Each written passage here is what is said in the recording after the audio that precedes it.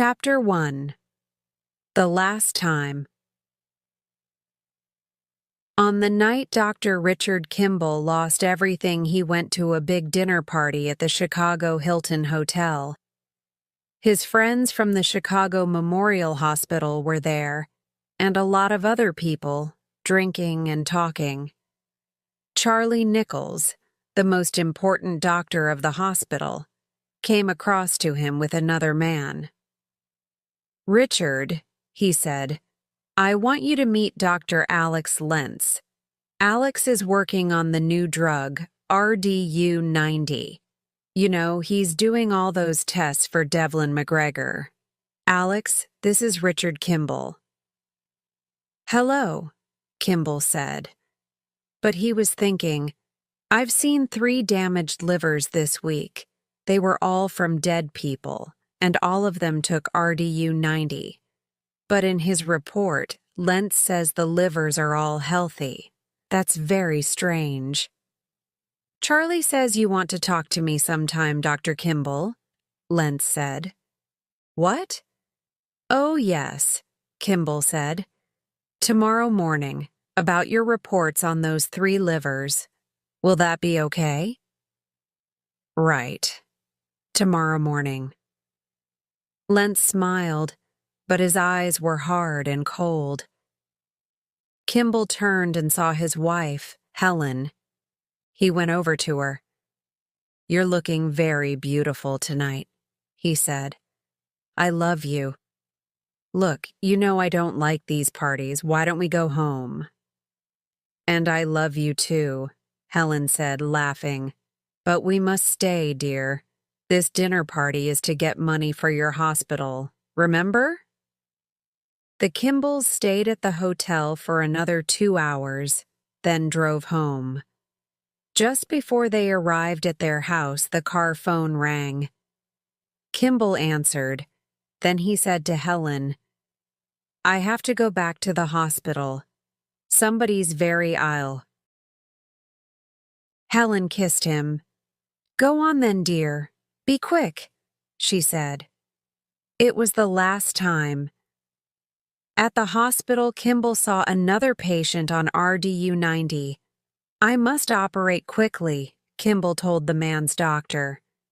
During the operation, he saw that this man had a damaged liver, too. "What's this RDU-90 doing to people?" Kimball thought.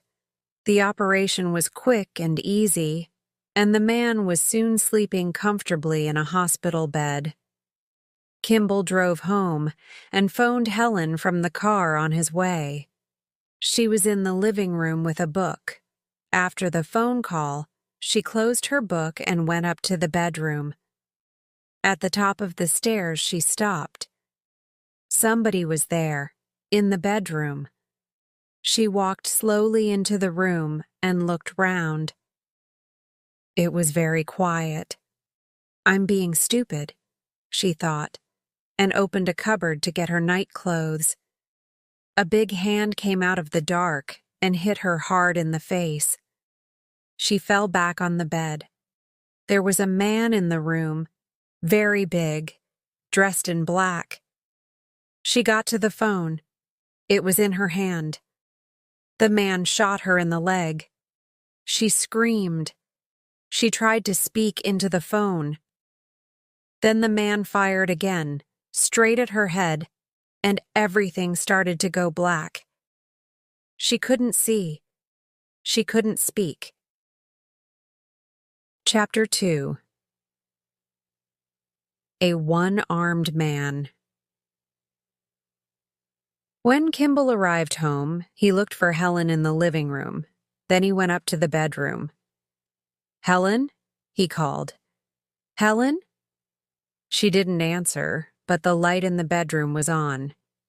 Then Kimball saw the man, and he ran in. He hit the man hard, and his gun fell on the floor. The man tried to get the gun, but Kimball held onto his arm. It felt cold and hard. He pulled the man's arm, and it came off, an artificial arm. The man looked at Kimball. Dark eyes, dark hair. The man hit him hard, and Kimball fell to the floor. The man took the artificial arm and ran out. After a few minutes, Kimball moved a little and opened his eyes. Helen was talking into the phone. "Richard, he's trying to kill me," she was saying. Kimball went to her. Her voice went very quiet. Her head fell back on the bed. There was blood everywhere. "Oh, Helen, Helen," Richard said, and touched her face. "Richard." "Hold me, hold." Her voice died away. The phone fell from her hand. On the phone, somebody said, "Hello? His name is Richard, you said? Richard? Hello? Hello?" Helen was dead. Richard knew it. He sat next to her body on the bed and started to cry. Later, the police came. There were men and noise everywhere. They took him to the police station. The police put Kimball in prison and asked him lots of questions day after day. At his trial some months later, they said, "Kimball killed his wife. We can't find the man with the artificial arm. Kimball had the same gun that killed his wife, a .38, and she said on the phone, 'I didn't kill my wife,'" Kimball shouted, but nobody listened to him. After several weeks, the trial ended. They sent Kimball back to prison. "You killed your wife, and you're going to die for it," they said. Chapter 3. Escape. Kimball was in a bus on the way to Menard Prison in Illinois, the place that they sent all the most dangerous criminals. There were 2 guards from the prison and another prisoner, called Copeland, in the bus. "I'm going to die soon," Kimball thought. "But I didn't kill Helen." He thought about the man with one arm. "Hey, I'm hungry," Copeland shouted. "It's time to eat. You've got to give us food, and you know it." "Quiet, Copeland," said one of the guards, a young man, but he got some food and came into the back of the bus. Suddenly, Kimball saw a knife in Copeland's hand. "Look out," he shouted. But Copeland moved fast, and the knife went into the young guard's side. He fell to the floor, and Copeland took his gun. But the bus was going fast, and Copeland fired the gun accidentally. The bullet hit the bus driver, and he fell dead. The bus went from side to side on the road, and Kimball and Copeland fell down on the floor. Copeland dropped the gun, and it went across the floor of the bus into a corner. "Hey, what's going on?" The other guard, an older man, shouted and came into the back of the bus. Copeland went for the gun, but the policeman shot him dead. With a noise of breaking glass and metal, the bus finally crashed onto its side and stopped. After a minute, the older guard moved over to his friend. Then he turned to Kimball. "You're a doctor," he said to Kimball. "Help him. He's hurt badly." Kimball looked at the man and said, "We must take him to a hospital fast." Kimball took the shirt off Copeland and pushed it hard on the big cut on the young man's side. "This'll help," he said. Kimball heard a noise outside, and the bus started to shake. "Where are we?" he asked. The noise grew louder, and the bus was shaking harder. The guard looked out of the window into the night. "Oh no," he shouted. Kimball looked too. They were on a railway line, and the light of a train was coming very fast towards them. The bus started to shake harder and harder as the train came nearer. Kimball ran to the back doors of the bus. He shouted, "Give me your keys, quick." He thought, "But do I want to live?" Then he saw the face of the man with one arm, and he thought, "Yes, I do want to live. I want to find that man." The noise of the train came nearer and nearer. The guard threw his keys to Kimball. "But which one?" Kimball shouted. "This one? Tell me." "Yes! Yes! Quick!" Now the light from the train was shining into the bus, and the noise seemed to be all around them. Kimball opened the door, and the older guard suddenly pushed past him and jumped out. "Help me!" Kimball shouted. "Help me with your friend." The train was almost on top of them, as big as a black mountain. The bright lights on the front of it shone straight into his eyes. "Do I want to live?" Kimball pushed the young guard out of the bus and jumped after him. They went over and over in the dark. The train crashed into the bus. Metal and glass flew everywhere.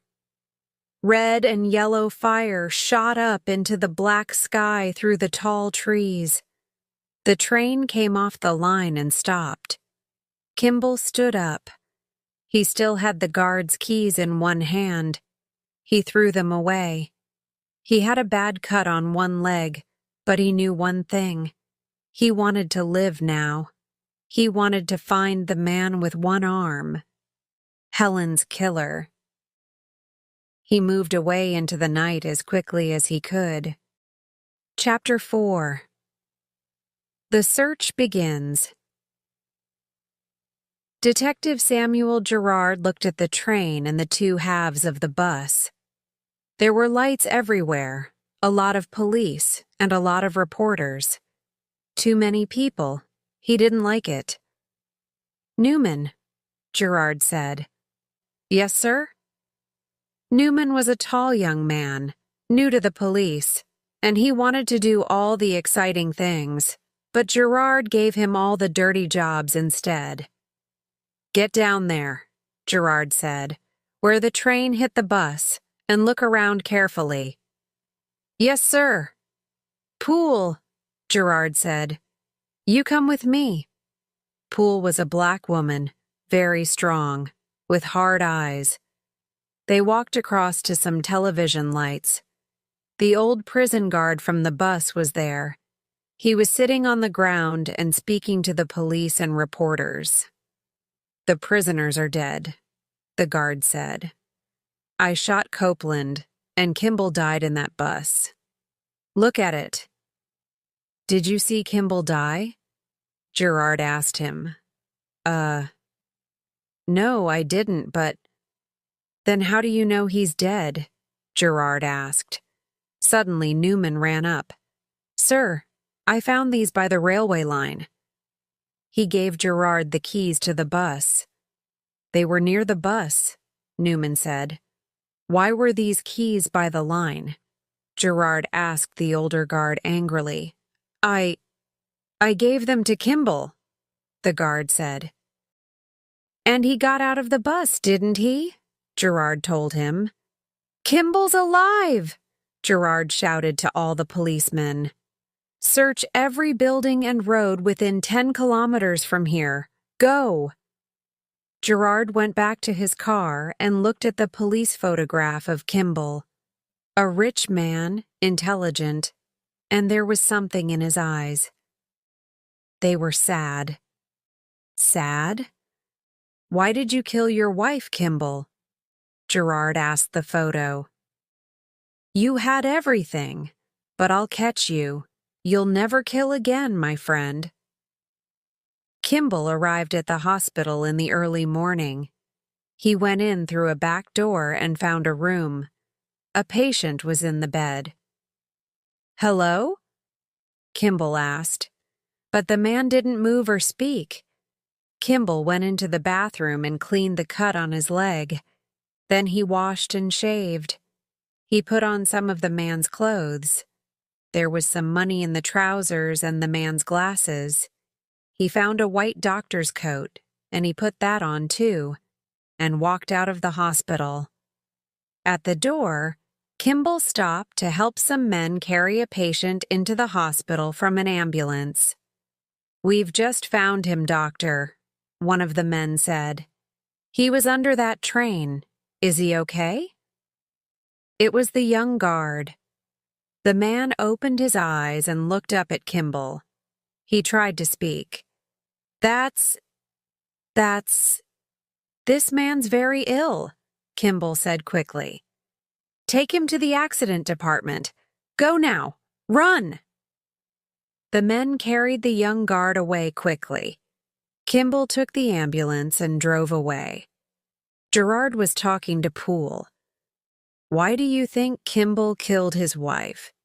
He asked. Was he angry? Did he want her money? Before she could answer, Newman ran up and said, Sir, that young guard saw Kimball at the hospital. What time?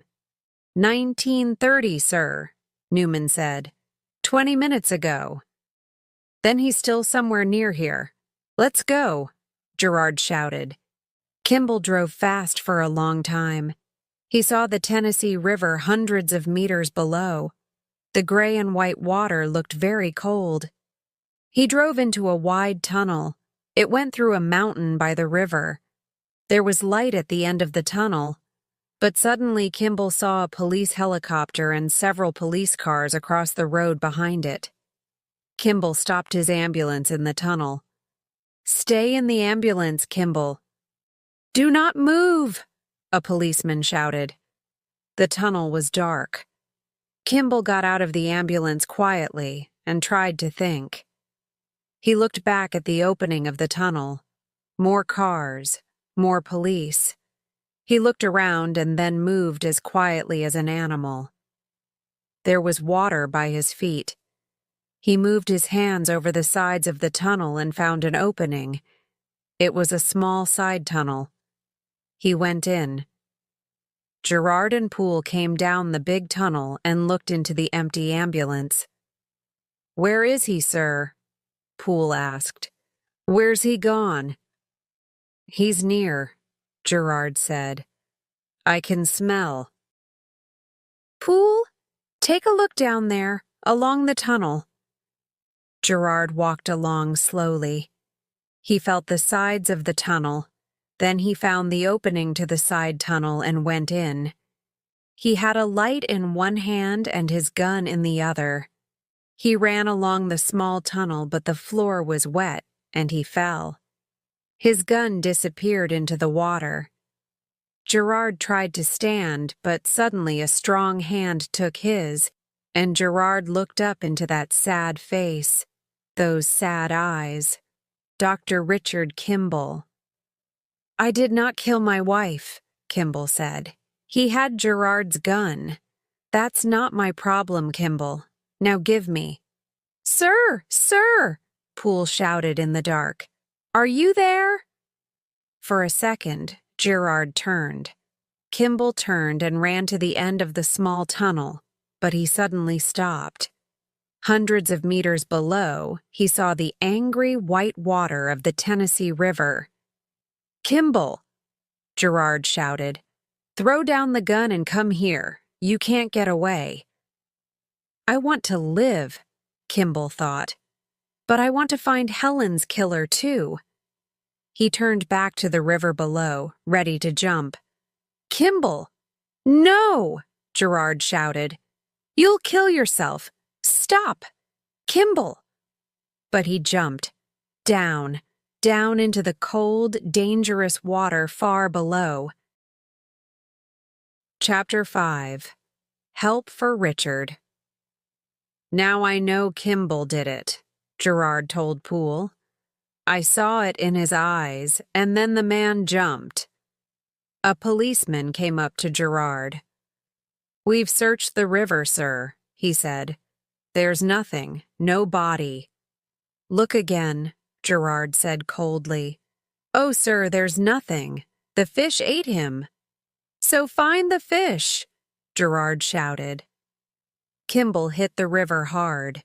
He sank down into the cold, dark water, which pushed and pulled at him. He fought against it and finally surfaced. He reached for a tree branch, but the current carried him away too quickly.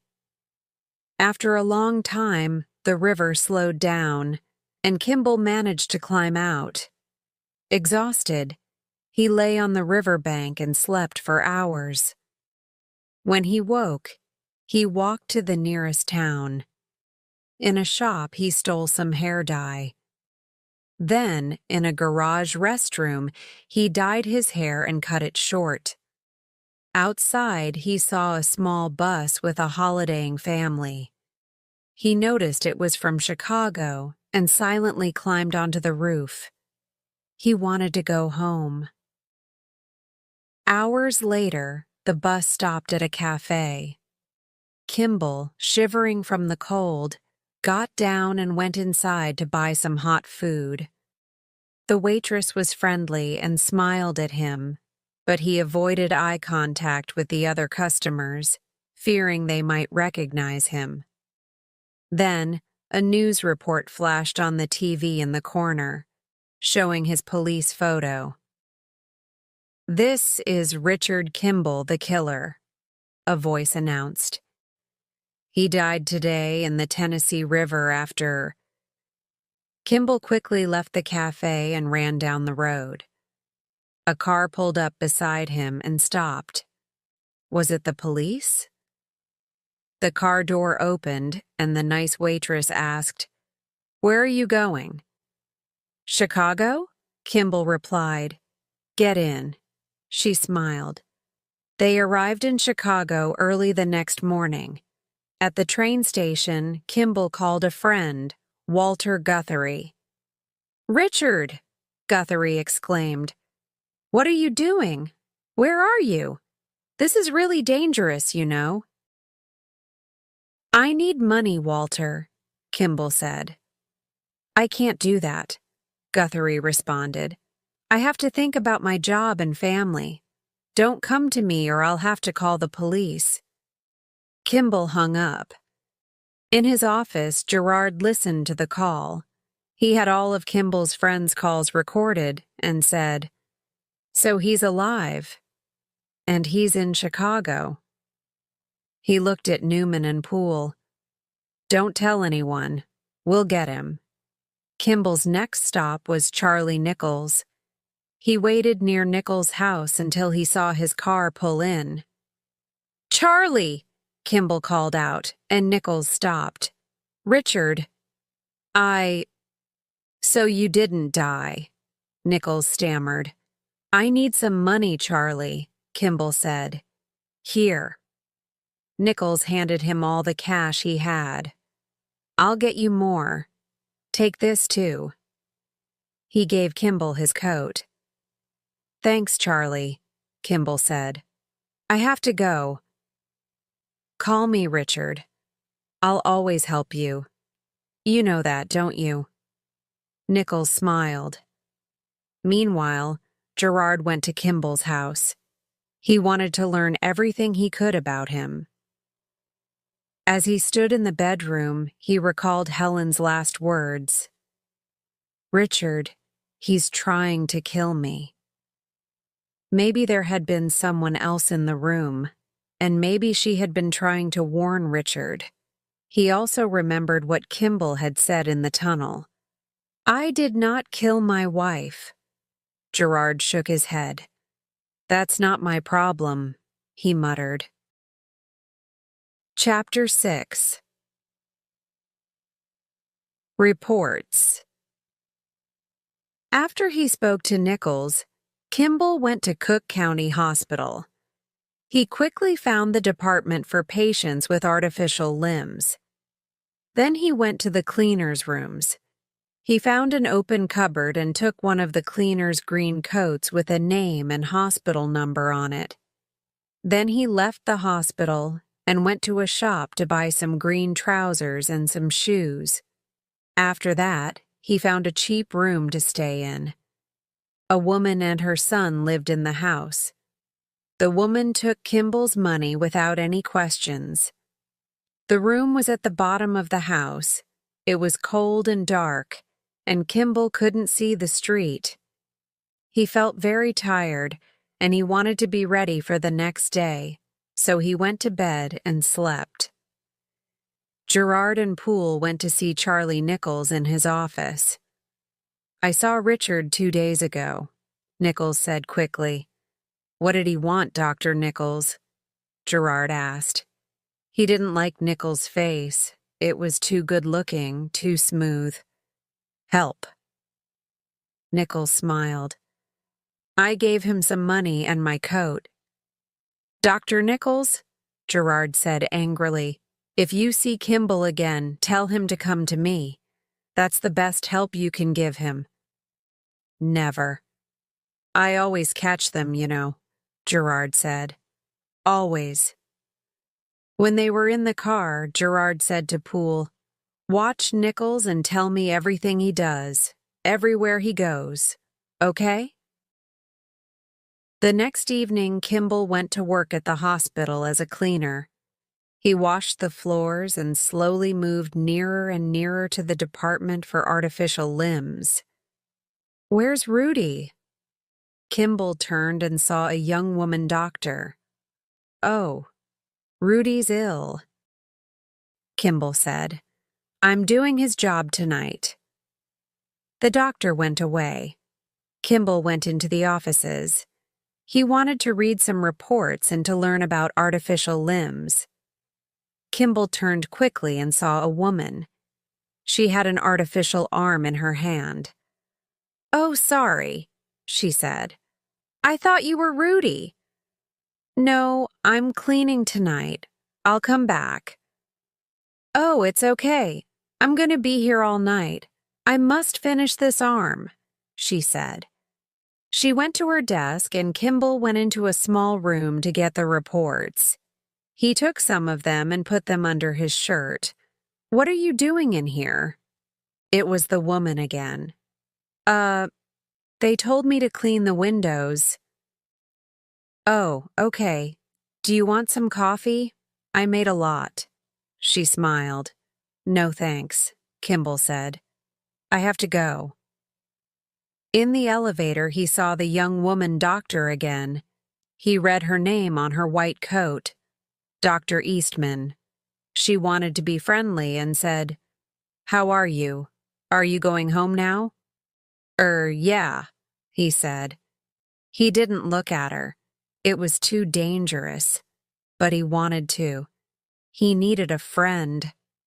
Back in his cold room, Kimball read all the reports and learned about artificial limbs. He wanted to know what to look for on the computer. Chapter 7. Information. I must get into the computer room, Kamaibel thought. Jock at the reports and toot tonight, or somebody wadi see my face and know I'm here. When he arrived at the hospital that evening, Kittable saw a lot of Pauline and doctors, and some new patients were coming in after an accident. Dr. Isunun was there. She spoke to Hun. This is Beta Bus, came off the road. Tase this boy up to a bed on the 3rd floor now, will you please? Kimby went to the clevator. The boy looked dangerously ill, so Campbell carefully touched his seeds and his head. He decided that the boy needed an operation immediately. He wrote some information for the doctors on the boy's report, then took him strangled to the operating theaters on the 4th floor of the hospital. From the 4th floor, Kimball Nat quickly to the computer room in the artificial limbo's depsatment. He needed to describe Helen's killet, so he put into the uputer, man, 35 to 40 years, white right arm. The computer answered, number of people, 75. 75, Kimball said. I must give it more information. He put in home Chicago. The computer answered, number of people, 21. I don't have time to find 21 people, Campbell thought.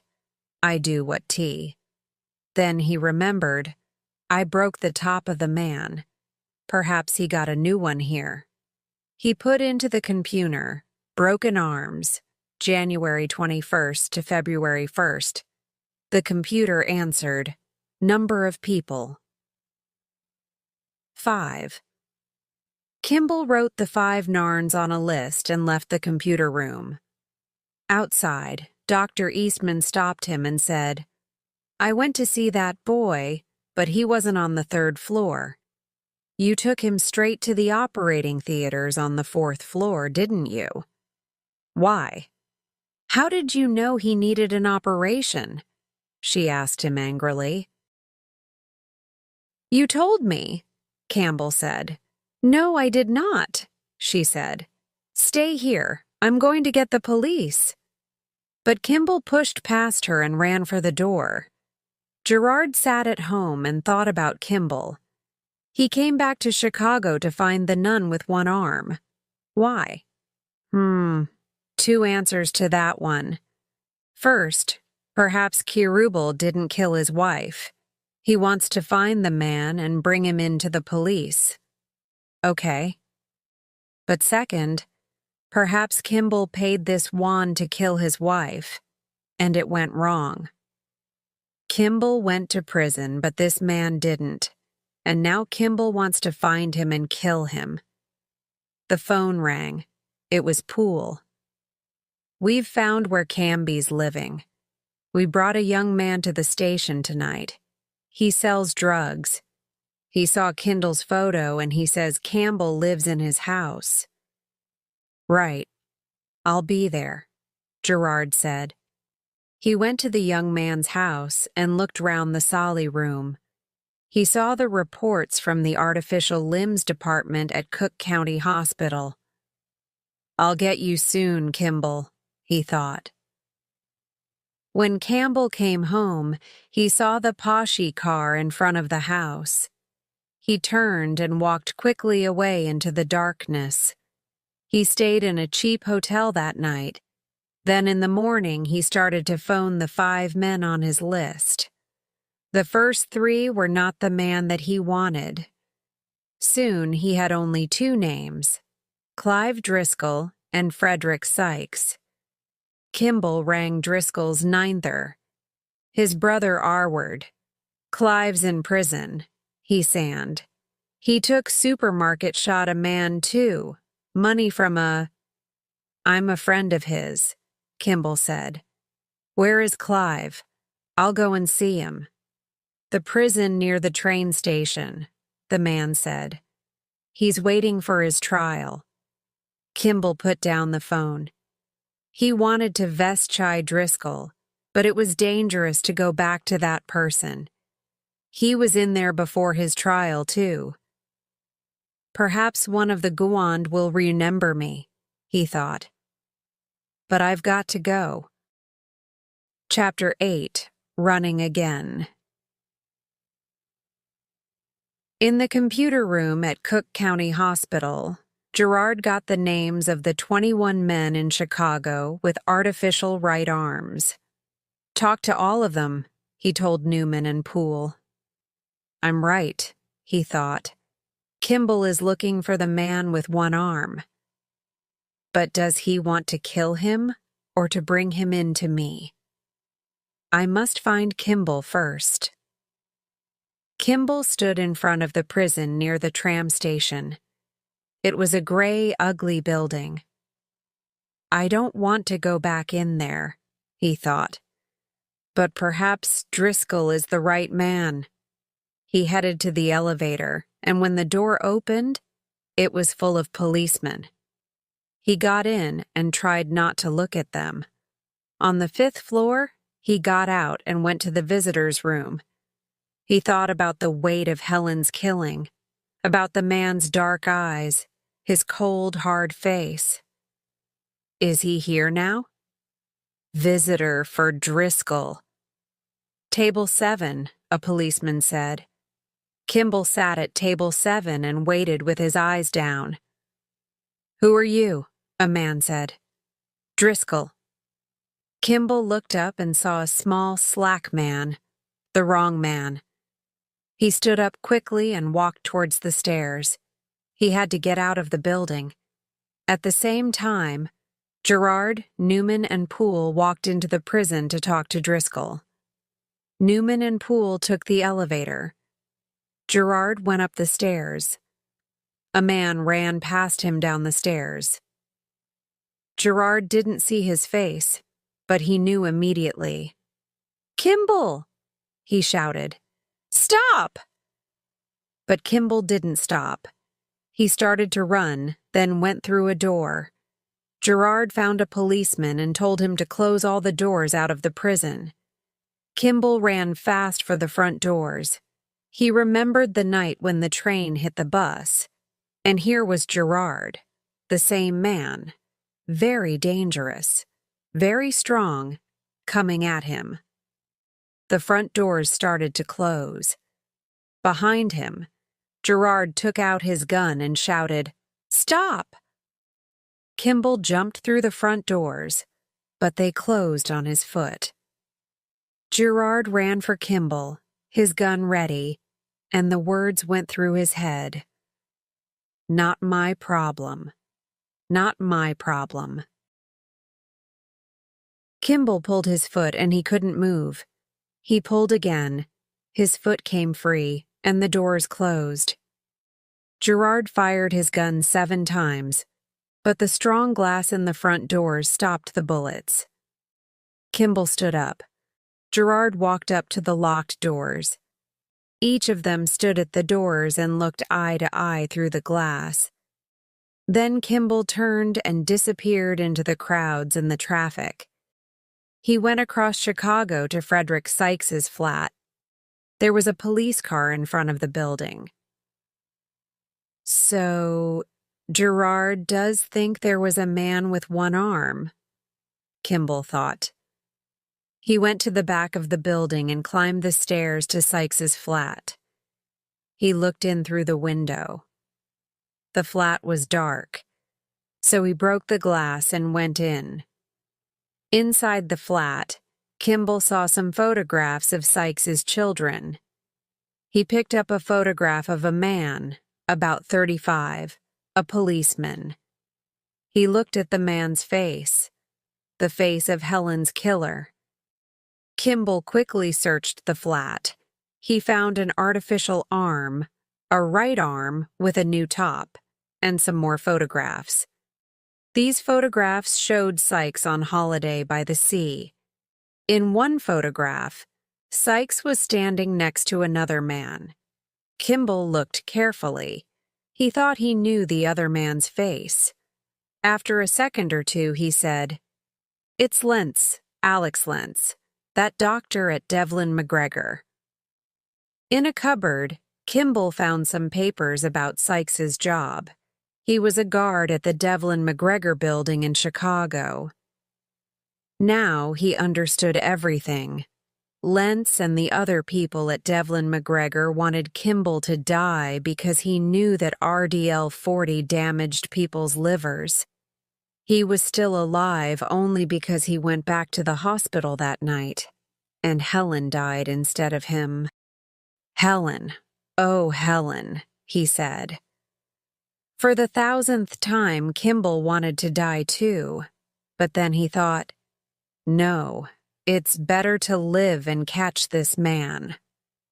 He picked up the phone and rang Gerard. "Kimball here," he said. Everybody in Gerard's office jumped. Poole immediately started to search for the number that he was calling from. "Are you coming in, Kimball?" Gerard asked. Poole already had the first 2 numbers. "I didn't kill my wife," Kimball said. "Not my problem," Gerard said. "Where are you?" 4 numbers now.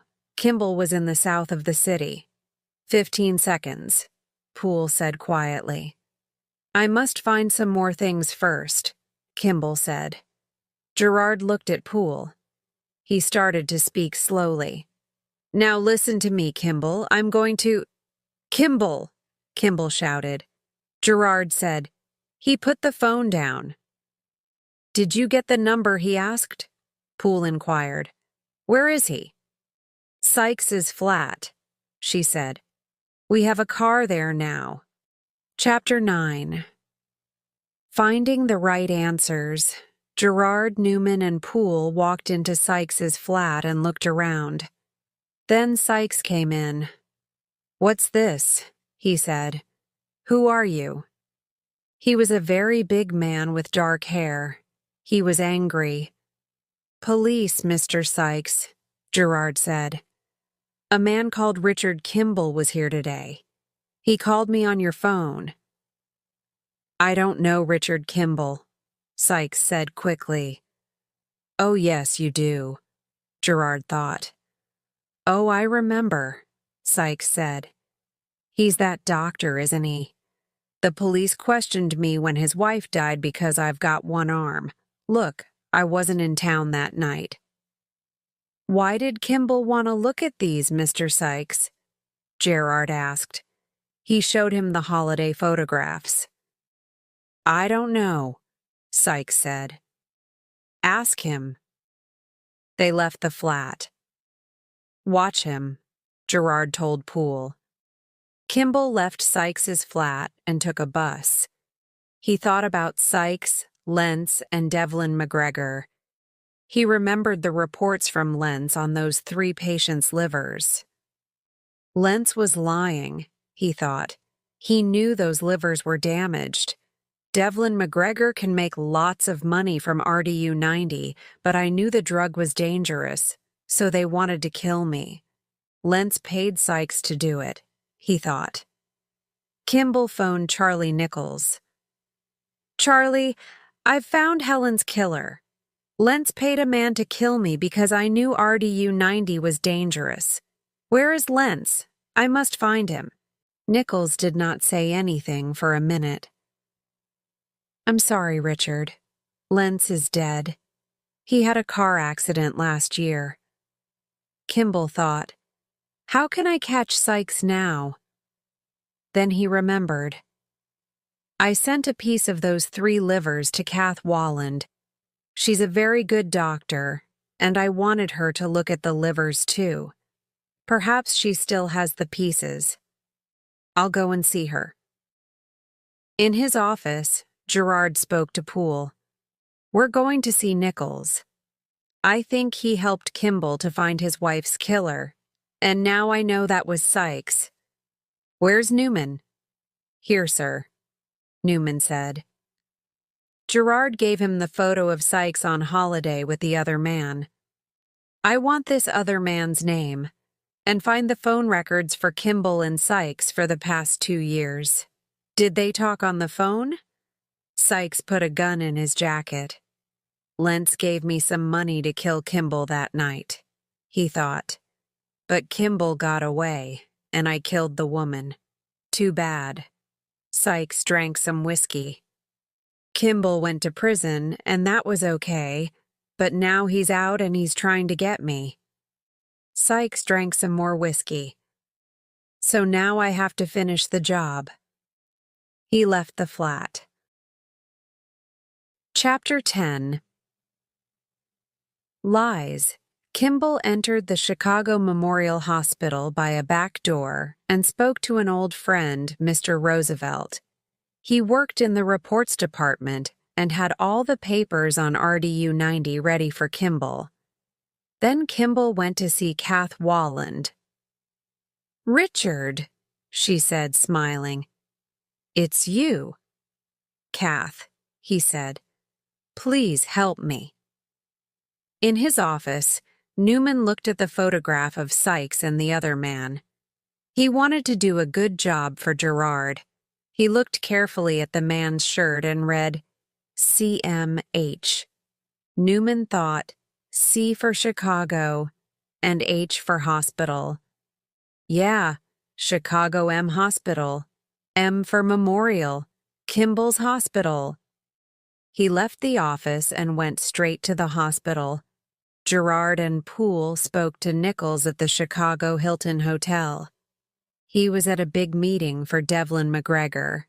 Gerard showed Nichols the photograph. "Do you know these men, Doctor?"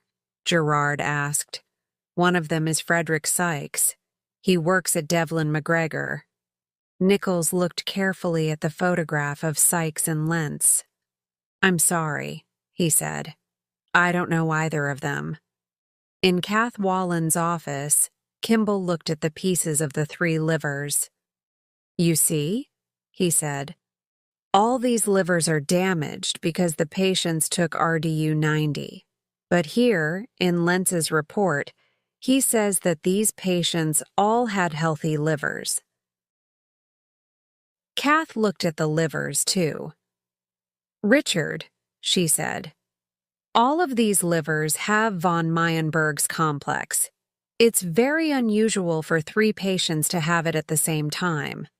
Lentz used the same liver for all his reports. Now you can tell the police that Lentz was lying about the livers and wanted to kill you because you realized that RDU-90 was dangerous." Kimball read lots of other reports about livers and RDU-90. "Kath," he asked, "when did Lentz die? Which month?" "Oh," she said, "in August, last year. Why?" "There are reports here from October, November, and December. Von Meyenberg's complex is in less than 10% of the livers," Kimball said. He found the list of the names of the people who had money in Devlin McGregor. One of them was Dr. Charles Nichols.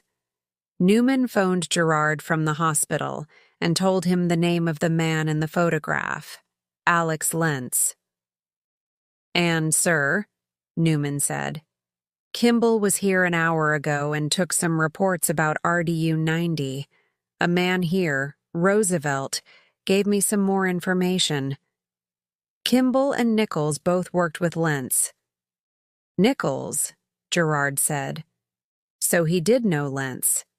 Good work," Gerard told Newman. "Now get me those phone reports." Kimball got on a train. He tried to think, to understand, but he didn't really want to. "Charlie Nichols was my friend, but he tried to kill me." No, Kimball thought. "I must find him, but what can I do then? Charlie doesn't know Sykes." He saw a man with a newspaper. It said, "Kimball in Chicago" on the front page, and his photograph was there too. The man looked across at Kimball, then he stood up quickly and went to find a train guard. Kimball counted the seconds until the next station. "How much longer?" Suddenly, somebody was standing in front of him. He had a gun. Sykes. Kimball stood up, and the door opened at the same time as a train guard opened the door. "Hands up, Kimball," he said. "Sir, you can put that gun down." "No, sir," Sykes said. He turned and fired 4 bullets into the guard. People started to scream. The driver heard the noise and stopped the train. Everybody fell to the floor.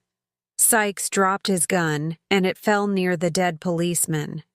Sykes and Kimball both jumped for it, but Kimball got it first. He hit Sykes hard, then he held the gun in his face. "Do it, Kimball," Sykes said and laughed. "Do it," he laughed again. "You can't. You're too weak." Kimball wanted to kill him then, to shoot Sykes in the head, to avenge the man that killed Helen. "No," he thought, "I won't kill him. I'll be as bad as Sykes." He hit Sykes's hand with the gun, and Sykes fell to the floor. Then Kimball ran out of the train with the gun in his hand. Newman told Gerard about Kimball's phone calls. "I looked at all his calls for the last 2 years, he said. On the night of Mrs. Kimball's killing, Kimball called Sykes from his car phone at 7:30. "That's it," Gerard said. "Poole, bring Sykes in." "Sir," Newman said. "I thought Kimball didn't do it." Gerard looked at him. "That's not our problem," he said, but he understood Newman. Gerard was sorry to know about the phone call, too. He found Kimball's police report about Helen's killing and read it again. "I took a taxi to the hotel and arrived at 8:30. I gave Dr. Nichols my car that afternoon because his car was in the garage. He gave me back my car keys at the hotel, and I drove my wife home in my car at about 10:30. Nichols made that call, Gerard thought. Poole ran into the office. Sir, the police got Sykes in a trunk. There's a dead train guard, too. Kimball ran off with a gun. No, Gerard thought. Now every policeman in Chicago will be after Kimball, and they'll shoot to kill. Chapter 11. Out of the dark, Kimball took the elevator to the top of the Chicago Hilton, where Nichols was talking to the people from Devlin McGregor. He opened the doors to a big room and saw Nichols in front of a crowd of people. Thank you all, Nichols said. His face went white. Richard, You what, Charlie? Kimball shouted. You tried to kill me because I knew RDU 90 was dangerous, and you knew it too? Is that what you want to tell these people? Suddenly, Nichols ran from the room. Kimball went after him. In front of a door, Nichols turned and hit Kimball hard. He fell. I can kill you now, Richard. It's easy. On the floor, Kimball shouted, For money, Charlie. Helen's dead, all for money. You were my friend. He jumped at Nichols, and they fell through a fire door onto the fire stairs outside the hotel. They saw the lights of police cars hundreds of meters below them. A police helicopter flew noisily above them, and its bright lights shone into Kimball's eyes. He couldn't see. He couldn't hear. Nichols ran down the stairs. Gerard and Poole came up to the top floor of the hotel. They saw a lot of people around the open fire door. They went through there, a man shouted. Gerard ran out into the noise and lights of the helicopter. He saw a man with a gun inside it. Below him, Kimball and Nichols were fighting on the stairs. Suddenly, the man in the helicopter fired his gun. Gerard saw the two men fall off the stairs onto the glass top of an elevator on the outside of the hotel. The helicopter lights moved over Nichols and Kimball. Gerard saw them fighting on the elevator, two small black shapes far below. Then the top of the elevator broke, and Nichols and Kimball crashed into the dark through the falling glass. Gerard ran down the stairs inside the hotel. He met Poole. Where did they go? He shouted. Did you see? 5th floor, Poole shouted back. Gerard and Poole ran down to the 5th floor. They opened a door into a dark, wet room. Above them, big bags of dry washing moved slowly along strong metal lines to the washing machines. Each machine was 10 meters long and full of hot water. Gerard told Poole to go quietly along under one line while he walked between them. Kimball, are you there? He shouted. I know about Sykes and about Nichols. Suddenly, a big bag came fast toward his head, and Gerard jumped away. Kimball, Gerard shouted as he moved slowly along. I know Nichols had your car, and he phoned Sykes on the night your wife died. Gerard stood between the hot washing machines and thought, perhaps Nichols is in here. Perhaps he's listening to me, too. He shouted, Kimball, it's okay, come out now. Kimball listened to Gerard. He wanted to stop running. He moved nearer to the sound of Gerard's voice. Poole walked under a line of bags. She turned quickly when one of the bags came at her from behind. She jumped away, then held her gun in front of her and tried to see Kimball in the dark and wet. She heard Gerard shouting and stopped to listen. Another bag hit her hard on the head, and she fell to the floor. Charlie Nichols walked silently up behind her, took her gun, then moved back into a dark corner. Kimball found Poole on the floor and knew that Nichols was near. He walked carefully along the side of the washing machine and looked around. Kimball saw a man between the two machines. He was walking toward him. It was dark, and the man had a gun. Was it Gerard? Was it Charlie? Which man wanted to kill him? He didn't move. He didn't make a sound. The man came nearer, holding the gun out in front of him. He spoke. "Kimball?" It was Gerard. Then Nichols came fast at Gerard out of the dark. He had Poole's gun in his hand. Kimball thought quickly. "Hey, Charlie!" he shouted. Nichols was surprised. He stopped. Kimball pushed one of the big bags at Nichols. It hit him in the face and he fell hard. His gun flew away into the darkness. Gerard turned and saw Kimball. Gerard's gun came up. Kimball looked into his cold, hard eyes. He didn't move. He looked at the gun. Gerard smiled. "It's all finished, Kimball. It's okay now. I know Sykes killed your wife, and I know Nichols paid him. Come with me." Kimball looked down at Nichols. He felt his head carefully. No blood. "He's okay," he told Gerard. "And I found Poole. She's okay too." "We'll go now, Dr. Kimball," Gerard said. "You know, you have good hands. A doctor must have good hands." Kimball smiled. It was all finished. Now he could start to live again.